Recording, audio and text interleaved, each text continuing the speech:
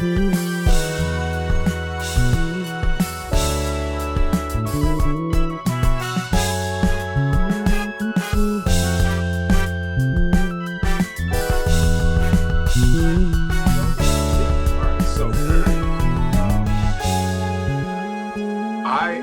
have been on this journey over the last couple of years of self-improvement, and I know certain exercises, certain habits or methods that I've kind of adopted in order to help me stay self-aware and constantly be working to improve. But I want to know if you guys had any things that you do outside of your regular, outside of something that you have to do, something that you choose to do that forces you to keep a mirror in front of yourself to say, this is who I am, this is where I want to be, this is where I want to go in life, this is the type of person that I want to be, this is the type of character that I aspire to, any of that type of stuff. Y'all got any of that? Not anything that I have put to practice. I mean, I have things that I'm working on, but yeah, nothing that I can say I consistently have put to practice that is new. Okay. You know, well, even if it's not new, is it something that you've? I will say this for me. I'm at a point in my life where I'm focusing on 100% the things that I'm good at. I don't want to waste time with anything that I'm just, I'm never going to play like Kobe. So okay, right. So, things like that, I'm not going to waste my time with. So say, for example, for me, so I've had my business where I do videography work, film work. Okay. I'm still nurturing that, but I've leaned more towards my art simply because it has become more of a reawakening for me. Mm-hmm. So in my mind, I've thought about how I can expand upon that in every way, every aspect possible. Mm-hmm. So like what you've done with Legal Workshop, first carpentry, now you contract work, you know what I'm saying? So for me, I've thought about, okay, I can draw pictures, but that's not really scalable. Okay.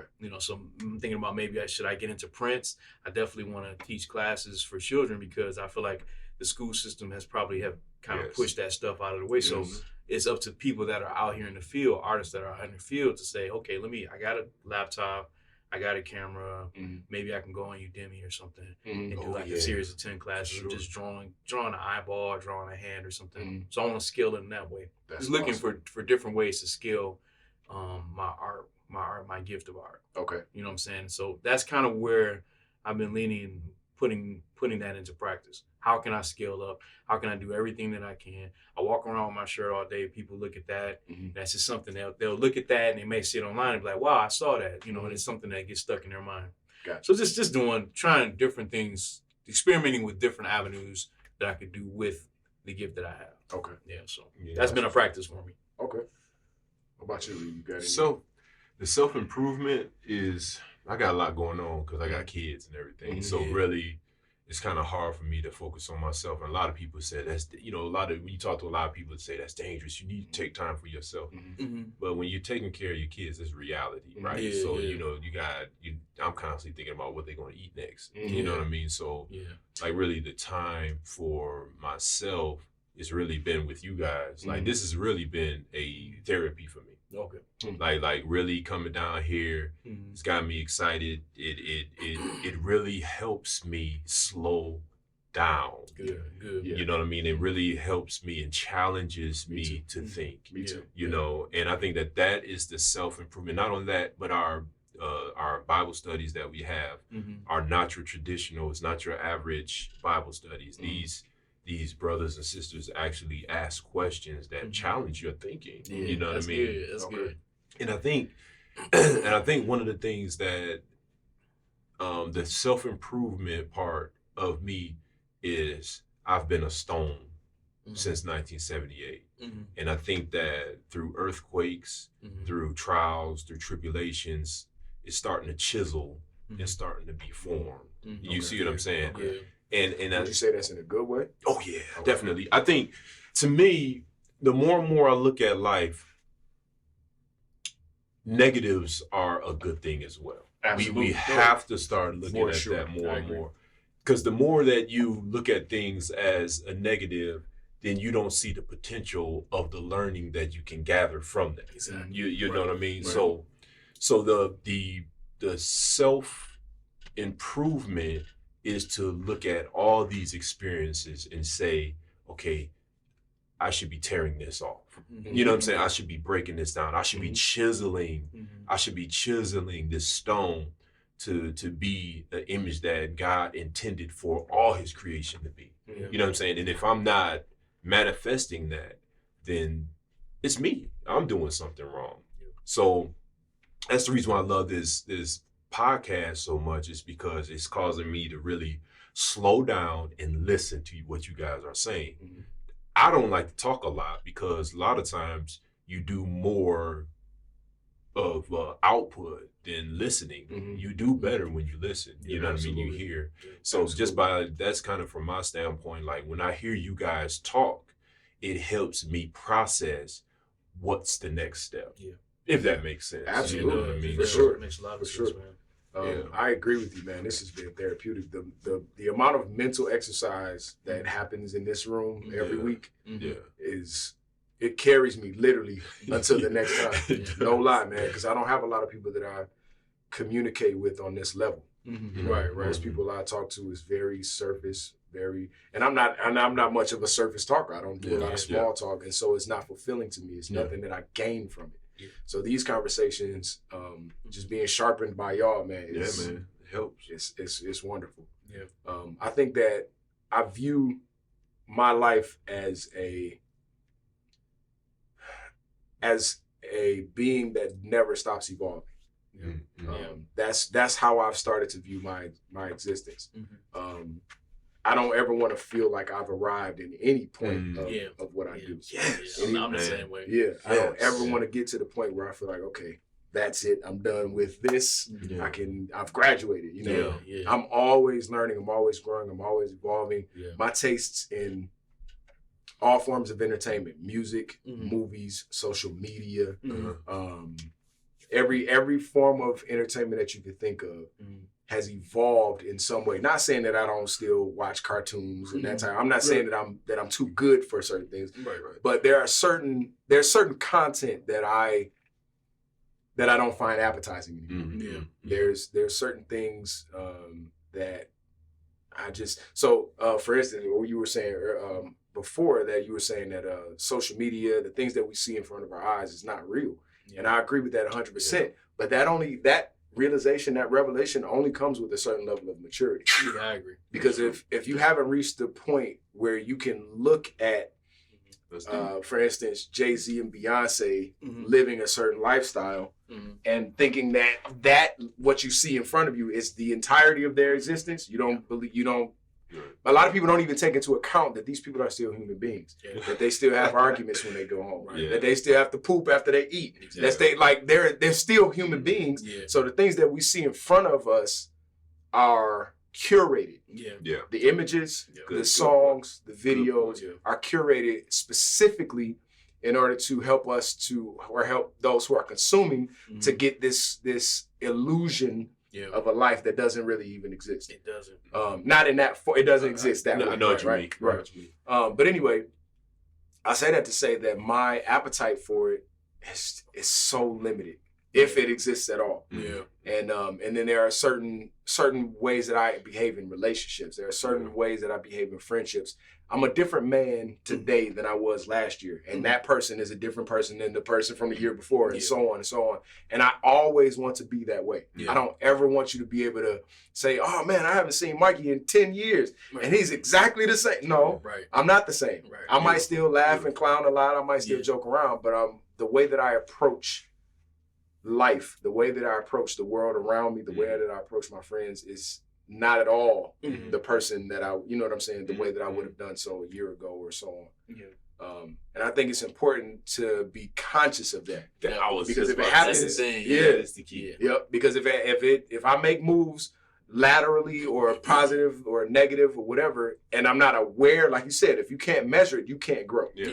Yeah. If I'm not aware of my growth or my move, Slipping. if I'm not aware of my growth or my movement in one direction or another, then how can I say that I've grown? How can I say that I've evolved? How can I be comfortable looking at myself in the mirror and say to myself, hey, you made another step. Mhm. The guy that you were yesterday would have handled this situation like this, but now look at you. You've matured and so on. So Yeah, I think it's critical for, especially for men, to have some sort of measurable way that we can look and say, I've grown in this area or that area, or I've created this better habit. You know what I mean? Yeah. I think our habits are super important, and maybe we can kick it about that at some point. But building positive habits, things that, you know, I've started to do affirmations and stuff that I would have never even considered some years ago. I'm speaking my goals out loud. I'm writing them down, and that type of stuff is not prevalent in the Black community amongst men, especially. That's true. You know what I mean? That's very true, man. Yeah, but it's helped me to measure my progress. Yeah, and it's important to me at this point. You know what I mean? Yeah. For us to be able to come together and compare our thoughts, I think is a big step. Sure. As dudes, we generally don't. Yeah. Like, I don't be feeling like talking to nobody. You know what I'm saying? Absolutely. You know what I'm saying? And it's like, I talk more here than I do all week. I do too. I chop it over with my wife a lot, you know, but outside of that, I'm not really, I just sit in the basement, man. Like, right. I actually work a lot. But there's like, you know, the thing is like, once again, your surroundings, right? Like, do you want to have these conversations with certain people? With certain people, you can't. Yeah, you know, certain people like, can't. You can't, sure. You know? Because a lot of times people want to be spoon-fed instead of think for themselves. Most people. Yeah. Or they want to argue with you. I can't stand that. I can't. They just want to argue just to argue. I can't. You know what I'm saying? So I can't do that. I can't do it either, man. But the spoon-fed is annoying, too. It's annoying. It is. If you repeat everything you just said, I just... You know, it's like, no, I can't. You have to listen. I mean, can you please just pay attention, bro? Right. Pay attention. Yeah. And the thing is, it's like for instance, that's the reason why photos, images, pictures of yourself are very important to look at. You know, because I look at some pictures of me, I was like, what was I thinking? Same here. All right, is that a choker right there? Right. What was I thinking? So in high school, I had an S curl. Really? That's hilarious. No way.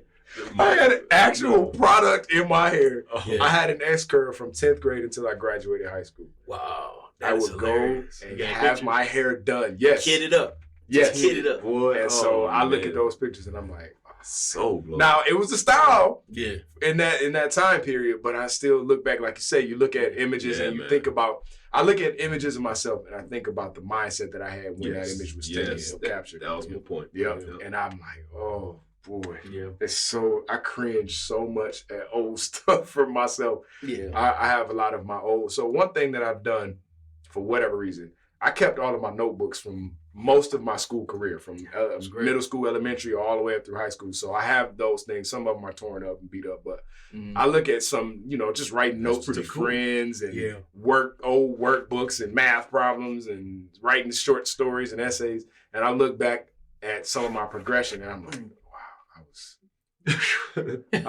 I was pretty rough, man. Yeah. Mean. Sometimes you just look at yourself and you see why did I have a chip on my shoulder? Like some stuff you be thinking like, absolutely. You were angry about something and you're like, why? Yeah. What was causing this frustration? Music. And things like that. Music, entertainment. Yeah. The things that we grew up listening to and consuming as far as our entertainment made us angry. Yeah. So let me ask you this then. I have a question for both of y'all. What would the Mike Wilson now tell 18-year-old Mike Wilson?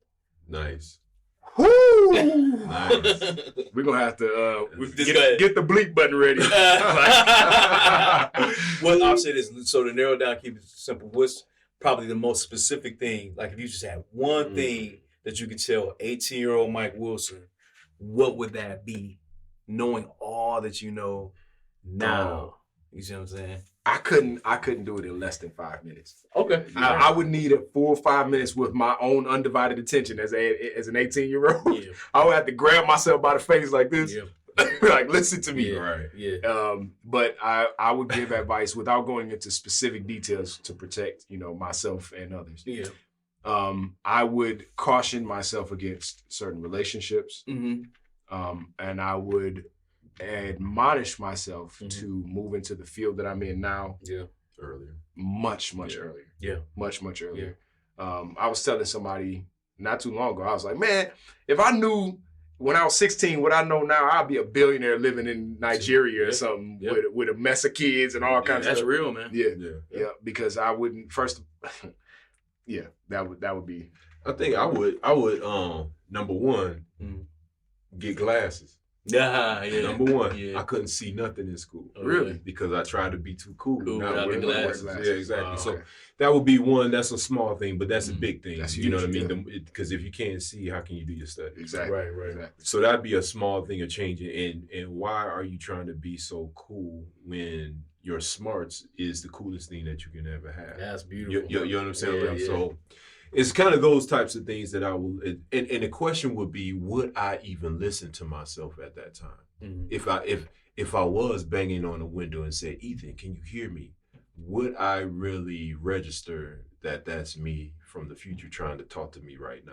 You know, would I even listen to myself? And that's another, that's a, you know what I'm saying? That's like a movie. Exactly. That's like a movie. That's real, man. You know, it's funny. I think I'm the only person I would have listened to at 18 years old. Yeah. Oh, nice. Interesting. At 18 years old, there were very few people who had enough influence over me.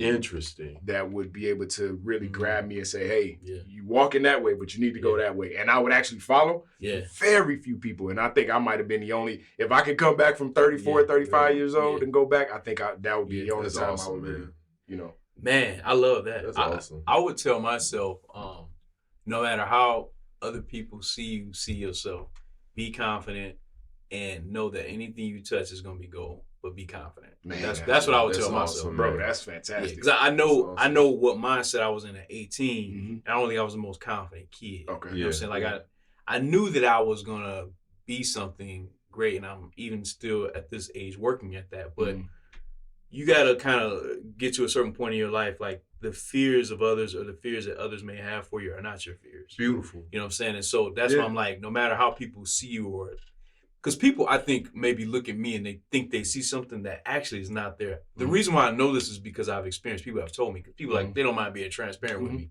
So they'll think they know me as this. But it's like, once I start talking, it's like, oh, my God. I've been told so many times, like, dude, you're nothing like I thought you were. Me too. And so the thing is that with that let me know that I have to just see myself. You know what I'm saying? Understand that I know who I am better than anybody else. And I know myself before anybody else. And given that, I have found at the age I'm at now, man, that I have a lot more confidence than I ever have had in any other point in my life. Just confidence in my own abilities and just knowing that I'm not going to necessarily fail in anything that I touch. You know what I'm saying? So for me, I would tell that 18-year-old guy, hey, look here, man, just see yourself, understand that whatever you touch is going to turn to gold.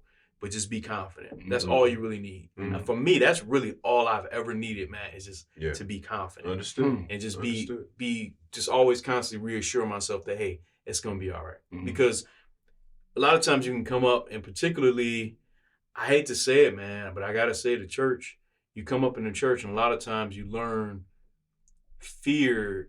You just learn fear. Yeah. That's really what I can say about that. You put a period right there. Yeah.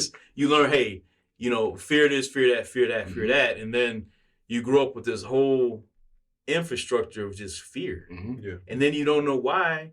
And then fear kills not only your creativity, but then it kills your confidence. It does. And then you're like, I'm crippled, but I don't know why. Like, I know that I'm this, I know that I'm that, but why do I feel that I'm not? Then you have to look at exterior influence, and then you have to say to yourself, oh, those are not my thoughts. But then once you do that, that, man, it's like no looking back. Exactly. So that 18-year-old guy, if I could have told him that, then I know he wouldn't have looked back. That's beautiful. Wow. You know what I'm saying? So that's for me. And that puts you on a path of constant self-improvement. Sure. Let me tell you something. Some things we have to accept